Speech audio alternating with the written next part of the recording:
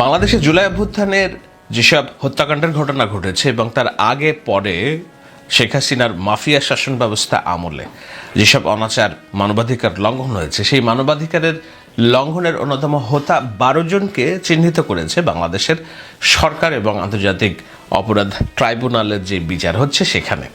তারা 12 জনের বিরুদ্ধে ইন্টারপোলের কাছে একটা তালিকা দিয়েছে যে তাদের রেড নোটিশ অর্থাৎ রেড অ্যালার্ট জারি করা এবং তাদেরকে গ্রেপ্তারের জন্য ব্যবস্থা নেওয়ার জন্য একটি দেশের সরকার ইন্টারপোল অর্থাৎ ইন্টারন্যাশনাল পুলিশের কাছে এই আবেদন জানাতে পারে স্বাক্ষরকারী দেশগুলো তাদেরকে খুঁজে বের করে ইন্টারপোলের চুক্তি অনুসারে বাংলাদেশ সরকারের কাছে আইনত ফিরিয়ে দিতে কাজ করবে।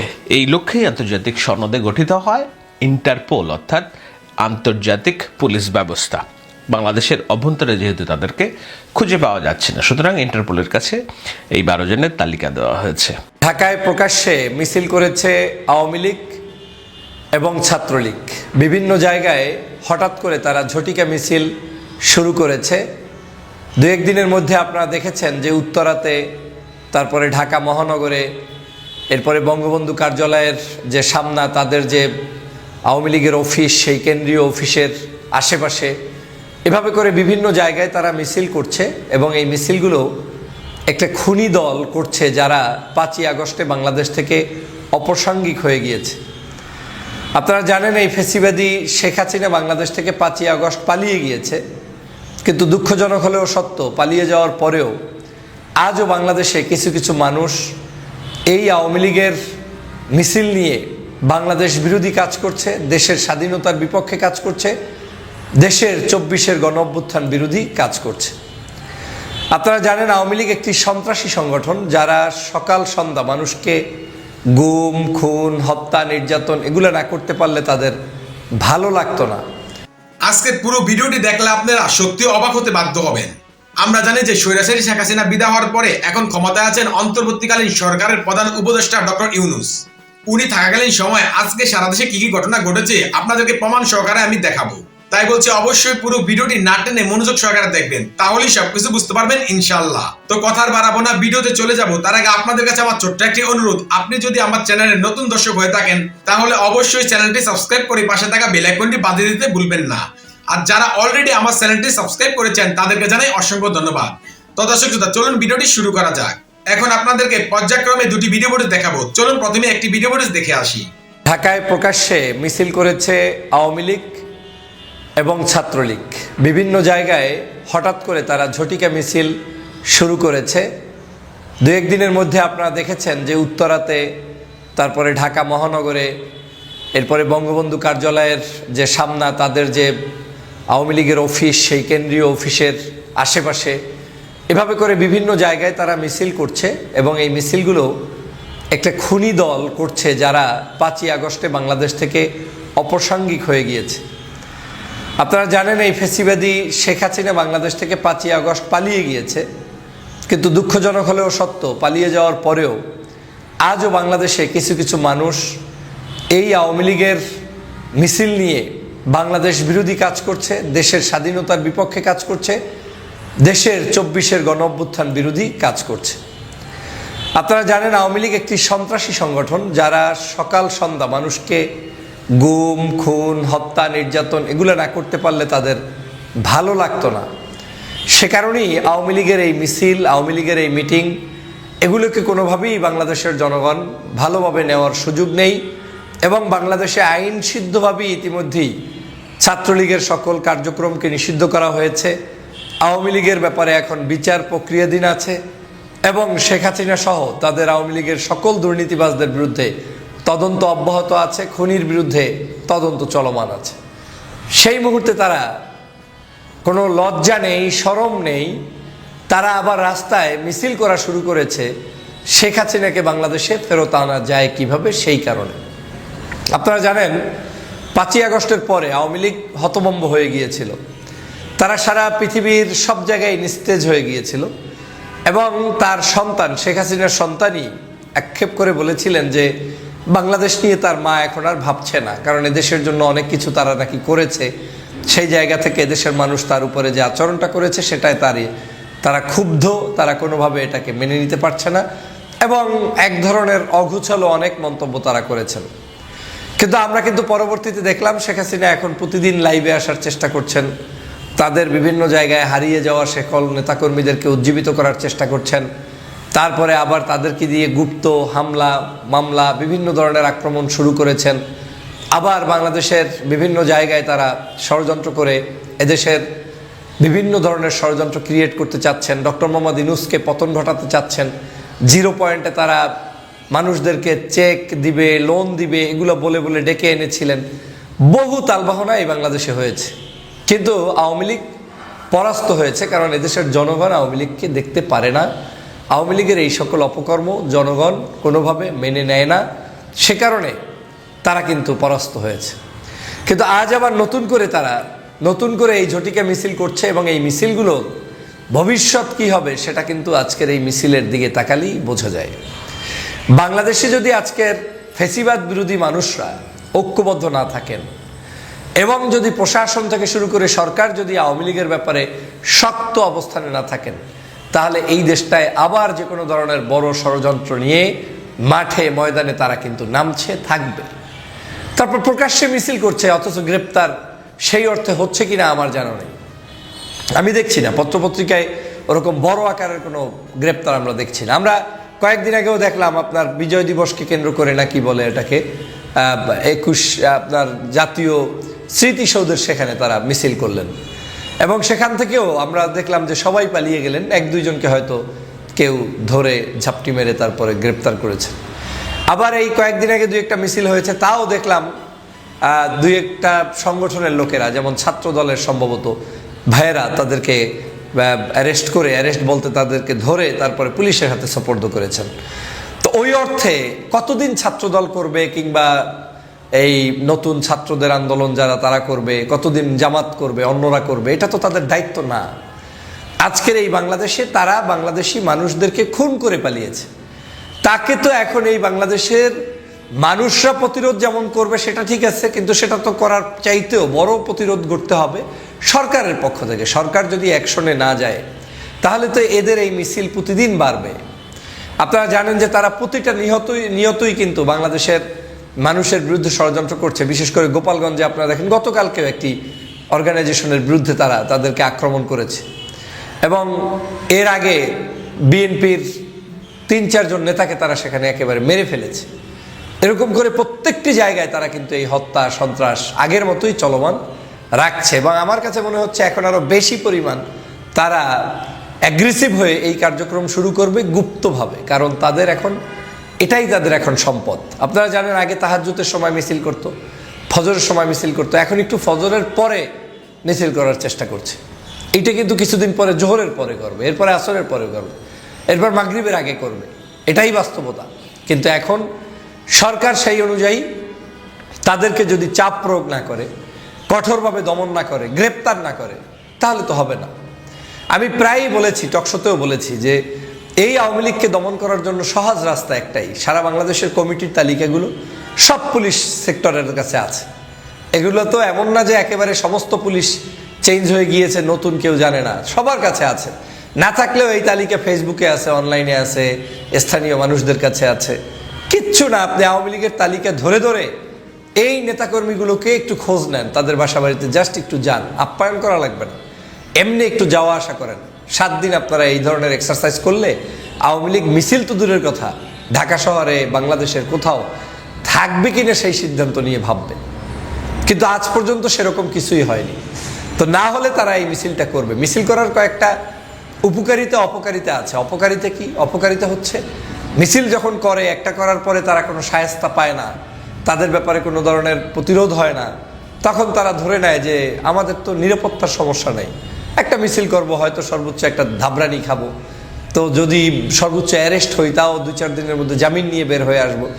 এই যে একটি কনফিডেন্ট তাদের হয়েছে, সে কারণে কিন্তু তারা এখন এই মিছিলগুলো বের করতে সাহস পাবে। এই কনফিডেন্টটাই যখন আওয়ামী লীগ ক্ষমতায় ছিল তখন কিন্তু বাকি বিরোধী দলগুলোর ব্যাপারে করতে দেয়নি সরকার। সরকার তখন যাই বের হয়েছে তাদেরকে গুলি, হত্যা, নির্যাতন, নিপীড়ন সব করেছে। এখন আপনারা কি তাদের মতো হবেন? না। তারা হয়তো আপনাকে জুলুম করেছে, অত্যাচার করেছে, নিপীড়ন করেছে, গুম করেছে, খুন করেছে, আপনি সেটা করবেন না, কিন্তু আপনি আইনের প্রয়োগ তো করবেন। তাদেরকে ছত্রভঙ্গ করবেন, তাদেরকে লাঠিচার্জ করবেন, তাদেরকে গ্রেপ্তার করবেন, তাদেরকে নিষিদ্ধ সংগঠনের সদস্য হলে সেই আইনে যেটা বলা আছে সেটা তাদের জন্য অ্যাপ্লাই করবেন। তারা যদি ষড়যন্ত্র করে, গাড়ি পোড়ায়, সন্ত্রাসী করে, মানুষকে ভাঙচুর করে, সেই জন্য আপনার মামলা দিয়ে যে আইন আছে সেই আইনে তাদের বিচার করবেন। কিন্তু এই বিচারগুলো যতদিনে না হবে ততদিনে এই বাংলাদেশের পরিস্থিতি ভয়াবহতার দিকে যাবে এবং এই আওয়ামী লীগ আশকারা পেয়ে যাবে। এবং আমার কাছে মনে হচ্ছে তারা আশকারা পেয়ে গিয়েছে, আশকারা ইতিমধ্যেই পেয়ে গিয়েছে। এখন আপনাদেরকে সতর্ক হতে হবে, দেশবাসীকেও যেমন সতর্ক হতে হবে, পাশাপাশি প্রশাসন থেকে শুরু করে সরকারের সবাইকে সতর্ক হতে হবে।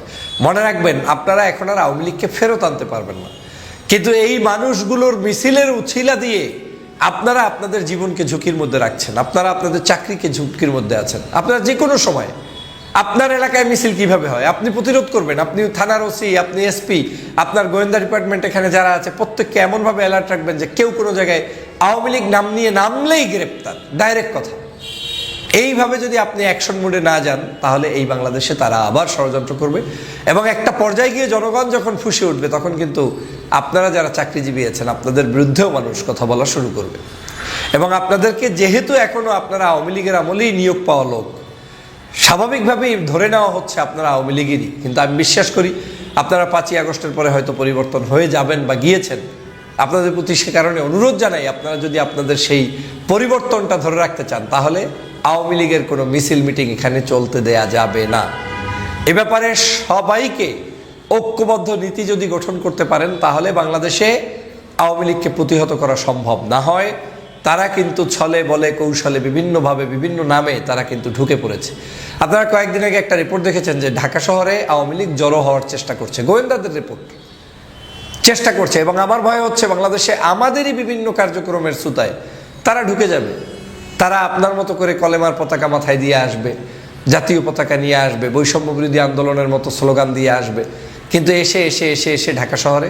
এবং আমার মনে হচ্ছে যে কিছু লোক চলেও আসছে। না হয় এত বড় দুঃসাহস এই কয়েকদিনে যে ঝটিকা মিছিলগুলো হলো, এটা অবশ্যই আমাদের দেশের জন্য অশনি সংকেত। অতএব আওয়ামী লীগের এই সকল অপতৎপরতার বিরুদ্ধে আসুন ঐক্যবদ্ধভাবে আমরা সবাই মিলে মাঠে থাকি এবং তাদের ষড়যন্ত্র রুখে দাঁড়াই। আশা করছি আপনারা পুরো ভিডিওটি মনোযোগ সহকারে দেখেছেন এবং এখানে কি বলা হয়েছে তাও বুঝতে পেরেছেন। এই বিষয় নিয়ে যদি আপনাদের কোনো মতামত থাকে তাহলে অবশ্যই তা কমেন্ট করে জানাতে পারেন। এখন চলুন আমরা আরো একটি ভিডিও দেখে আসি। বাংলাদেশে জুলাই অভ্যুত্থানের যেসব হত্যাকাণ্ডের ঘটনা ঘটেছে এবং তার আগে পরে শেখ হাসিনার মাফিয়া শাসন ব্যবস্থা আমলে যেসব অনাচার মানবাধিকার লঙ্ঘন হয়েছে, সেই মানবাধিকারের লঙ্ঘনের অন্যতম হোতা 12 জনকে চিহ্নিত করেছে বাংলাদেশের সরকার এবং আন্তর্জাতিক অপরাধ ট্রাইব্যুনালের যে বিচার হচ্ছে সেখানে। তারা 12 জনের বিরুদ্ধে ইন্টারপোলের কাছে একটা তালিকা দিয়েছে যে তাদের রেড নোটিশ অর্থাৎ রেড অ্যালার্ট জারি করা এবং তাদেরকে গ্রেপ্তারের জন্য ব্যবস্থা নেওয়ার জন্য। একটি দেশের সরকার ইন্টারপোল অর্থাৎ ইন্টারন্যাশনাল পুলিশের কাছে এই আবেদন জানাতে পারে, স্বাক্ষরকারী দেশগুলো তাদেরকে খুঁজে বের করে ইন্টারপোলের চুক্তি অনুসারে বাংলাদেশ সরকারের কাছে আইনত ফিরিয়ে দিতে কাজ করবে। এই লক্ষ্যেই আন্তর্জাতিক সনদে গঠিত হয় ইন্টারপোল অর্থাৎ আন্তর্জাতিক পুলিশ ব্যবস্থা। বাংলাদেশের অভ্যন্তরে যেহেতু তাদেরকে খুঁজে পাওয়া যাচ্ছে না, সুতরাং ইন্টারপোলের কাছে এই 12 জনের তালিকা দেওয়া হয়েছে। এই 12 জনের তালিকার মধ্যে প্রথমেই আমরা দেখছি শেখ হাসিনা আছেন।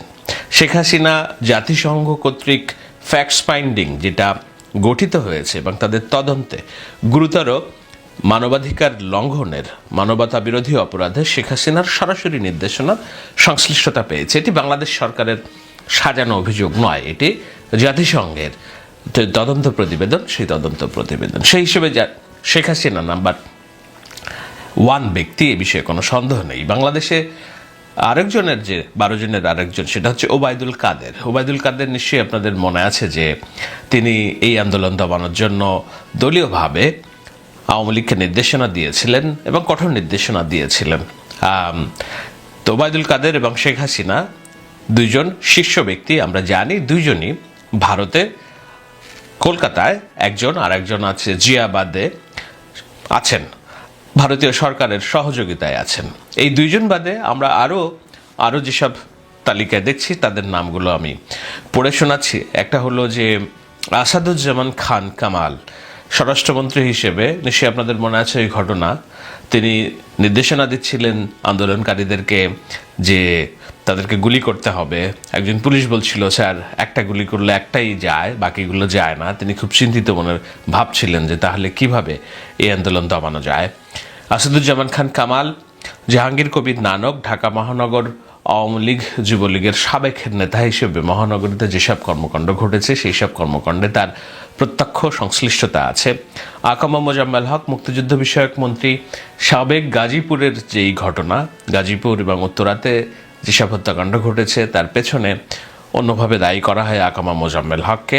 তারেক সিদ্দিকী, প্রধানমন্ত্রী শেখ হাসিনার সামরিক উপদেষ্টা হিসেবে হত্যা, গুম, খুন এবং সেনাবাহিনীকে জনগণের বিরুদ্ধে কাজে লাগানো, ডিজিএফআইকে জনগণের বিরুদ্ধে কাজে লাগানোর কাজে প্রথম সমন্বয়কারী হিসেবে তিনি ভূমিকা রেখেছেন। হাসান মাহমুদ, দ্বিতীয় মেয়াদের সরকারের পররাষ্ট্রমন্ত্রী হিসেবে তিনি দায়িত্ব পালন করেছিলেন। এর আগে তিনি ছিলেন তথ্যমন্ত্রী। এই হত্যাকাণ্ডের খুন গুমের পেছনে তার যে সংশ্লিষ্টতা, তার ইন্ধন, সেটি সবাই জানেন। আর আরাফাত, তথ্যমন্ত্রী হিসেবে তিনি সাফাই গাচ্ছিলেন জুলাই হত্যাকাণ্ডের বিভিন্ন বিদেশি গণমাধ্যম এবং অন্যান্য জায়গায়। এর বাইরে ঢাকাতে তিনি নির্বাচন করেছিলেন, বিনা ভোটের এমপি হিসেবে নির্বাচিত হয়েছিলেন। সেই অভিযোগ তো তার বিরুদ্ধে আছে এবং শেখ হাসিনার শেষের দিকের সরকারের কর্মকাণ্ডকে আন্তর্জাতিক অঙ্গনে বৈধতা উৎপাদন, গণমাধ্যমকে চাপ প্রয়োগ করে সংবাদ প্রকাশে বাধা প্রদান এবং সরকারের মনোমত সংবাদ উৎপাদন, এইসবে নিশ্চয়ই আরাফাতের ভূমিকা আছে। সেই কারণেই এই 12 জনের তালিকায় তার নাম এসেছে। আরেকজন এসেছেন নসরুল হামিদ বিপু, পুরান ঢাকার রাজনীতিবিদ, জ্বালানি মন্ত্রী। তার বিরুদ্ধে অঢেল দুর্নীতির অভিযোগ।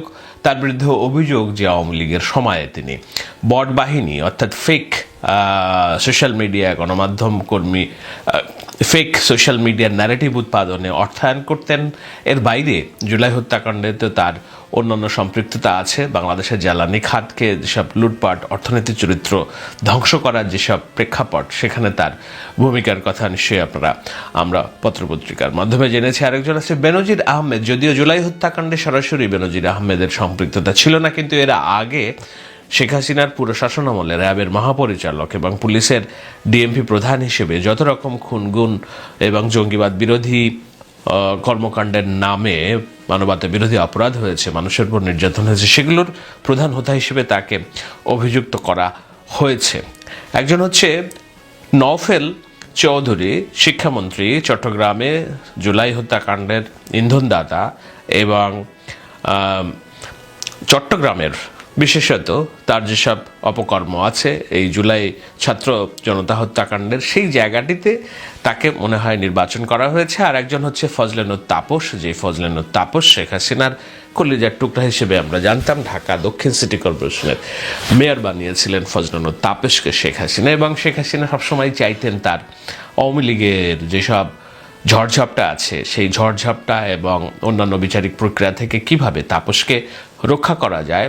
তাপস এক মহিরুহ দুর্নীতির প্রতিকৃতি হয়েছিলেন ঢাকা শহরে এবং তিনি প্রকাশ্যে হুমকি দিতেন পরিবেশবাদীদের খালে চুবানো, বিচারপতি সুরেন্দ্র কুমার সিনহাকে দেশ ত্যাগ করার পেছনে তার যেসব ভূমিকা, নানান কারণে তাপস আলোচিত ছিল এবং তার দম্ভ আমরা ক্ষমতার সময় দেখেছিলাম। তো এই 12 জনের বিরুদ্ধে ইন্টারপোলের রেড নোটিশ জারিতে বাংলাদেশ সরকার উদ্যোগ নিয়েছে। আমরা জানি না আদৌ তারা গ্রেপ্তার হবে কিনা, আর গ্রেপ্তার না হলে তাদের বিচারিক কর্মকাণ্ডে তাদের অনুপস্থিতি রেখেই যে বিচারিক কর্মকাণ্ড চলবে, সেই কর্মকাণ্ডে তাদের যে রায় হবে সেই রায়ের প্রেক্ষিতে তারা ফেরারি জীবনযাপনই করবেন যতদিন পর্যন্ত আওয়ামী লীগ ক্ষমতায় না আসবে, এটি বলা যায়। এর বাইরে বাংলাদেশে নিশ্চয়ই আওয়ামী লীগের আরও বেশ কিছু নেতা এরই মধ্যে কারাগারে আছেন, যার মধ্যে নিঃসন্দেহে আইনমন্ত্রী আনিসুল হক আছেন, সালমান এফ রহমান আছেন, হাসানুল হক ইনু, রাশেদ খান মেনন আছেন, শাহজাহান খান। তো এই ধরনের আরও সব আইসিটি মন্ত্রী জুনায়েদ পল্লক সহ বেশ কয়েকজন আছেন যাদেরকে আমরা কারাগারে আসতে নিয়ে যেতে দেখি এবং তাদের হাস্যোজ্জ্বল চেহারাই দেখি যে তারা যে খুব খারাপ আছে এমন না। দীপুমণি সাবেক শিক্ষামন্ত্রীও আছেন। তো এই হলো মোটা দাগে আওয়ামী লীগের বিরুদ্ধে যাদের অভিযোগ, আওয়ামী লীগের শীর্ষ নেতৃবৃন্দ যাদের বিরুদ্ধে গণহত্যার অভিযোগ এবং সহযোগী অভিযোগ দায়ের করা যায় আমরা জানি সাবের হোসেন চৌধুরী সহ আরও বেশ কয়েকজন যাদের নামে মামলা হয়েছে, গ্রেপ্তার হয়েছে, কিন্তু তারা মুক্তি পেয়েছেন, অর্থাৎ জামিনে আছেন, অর্থাৎ মারাত্মক অভিযোগ নেই। আওয়ামী লীগের বর্ষিয়ান নেতা তোফায়েল আহমেদের শরীর অসুস্থ, তিনি বনানীর বাসায় আছেন। এর বাইরে আরও অনেকেই আছেন। আমির হোসেন আমু গ্রেপ্তার আছেন। এই আলোচনাটার মধ্যে দিয়ে যেটার সারমর্ম টানার চেষ্টা করছি চলতে কথার আলোচনায়, যে আমরা কি তাহলে এর মধ্যে যে দেখব যে আওয়ামী লীগের, আমরা এতদিন বলছি যে আওয়ামী লীগের রাজনীতি হয়তো বাংলাদেশে করবেন, কেউ কেউ টেনে নিয়ে যাবেন, কিন্তু যাদের বিরুদ্ধে গণহত্যার অভিযোগ, যাদের বিরুদ্ধে হত্যাকাণ্ডের অভিযোগ, তাদের শাস্তি নিশ্চিত করতে হবে। সরকার এবং অন্যান্য রাজনৈতিক দলগুলোর বরাবরই একই অবস্থান। তো সেই যাদের বিরুদ্ধে হত্যার অভিযোগ, রক্তের দাগ যাদের হাতে, সেই সব মানুষগুলোকে চিহ্নিত করা গেল কিনা শেষ পর্যন্ত, এবং চিহ্নিত করা গেলে এই সমস্ত মানুষগুলোকে তাদের বিচারিক কর্মকাণ্ড সম্পাদন করার মাধ্যমে সর্বোচ্চ শাস্তির বিধান যদি প্রণয়ন করা যায়, বাদ বাকি যারা আছে আওয়ামী লীগের বাংলাদেশে, তারা কি সংগঠিত হওয়ার সুযোগ পাবেন কিনা, দলকে টেনে নিয়ে যাওয়ার কাজ করতে পারবেন কিনা, অমীমাংসিত প্রশ্ন। আমি একদিন আগে আলোচনা করেছি যে আওয়ামী লীগের রাজনীতি নিষিদ্ধ প্রশ্নে সরকার সিদ্ধান্ত নিতে চায় না, সিদ্ধান্তহীনতায়। তো কিন্তু আবার প্রধান উপদেষ্টা বারবার বলছেন এই দেশ সবাই রাজনীতি করবে, নিজের কথা বলবে, কেউ কারটা বাধা দিবে না, কিন্তু যারা অপরাধী তাদের শাস্তি হতে হবে। ওই জায়গাগুলো বিড়ালের গলায় ঘন্টা বাঁধার উপমা আমি দিয়েছিলাম। এই জায়গাগুলো সিদ্ধান্ত নেওয়ার সময় আসবে কিনা।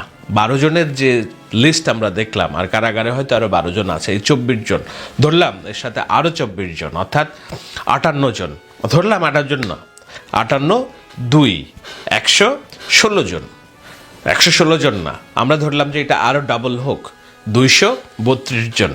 ঠিক আছে, 232 জন না, এটা 500 জনই হোক। আমরা এই 500 জনকে কি চিহ্নিত করতে পারবো কিনা, জেলা উপজেলা পর্যায়ে এবং নেতৃত্ব পর্যায়ে যারা এই গণহত্যার পেছনে সরাসরি ভূমিকা রেখেছে, ইন্ধন দিয়েছে। বাদ বাকিদের বিষয়ে সরকার কোনো সিদ্ধান্ত নেবে কিনা, না যেভাবে চলছে রাজনীতি এভাবে চলবে, নিশ্চয়ই এই বিষয়গুলো সামনে প্রশ্ন আসবে। কিন্তু আপাতত সরকার যে মোটা দাগে কেন্দ্রীয় কিছু মানুষকে চিহ্নিত করেছে এবং তাদের বিচারিক প্রক্রিয়ায় অন্তর্ভুক্ত করার জন্য তাদের গ্রেপ্তারের পরোয়ানা জারি করেছে আন্তর্জাতিক পুলিশের মাধ্যমে, সেটা একটা অগ্রগতি। এই অগ্রগতিটা চলতি সংবাদে আপনাদের জালিয়ে রাখলাম। আশা করছি আপনারা এই ভিডিও ফুটেজটি মনোযোগ সহকারে দেখেছেন এবং এখানে কি বলা হয়েছে তাও বুঝতে পেরেছেন। এই বিষয় নিয়ে যদি আপনাদের কোনো মতামত থাকে তাহলে অবশ্যই তা কমেন্ট করে জানাতে পারেন। তো ভিডিওটি এই পর্যন্তই, দেখা হচ্ছে পরবর্তী ভিডিওতে। সে পর্যন্ত সবাই ভালো থাকবেন, সুস্থ থাকবেন, আল্লাহ হাফেজ।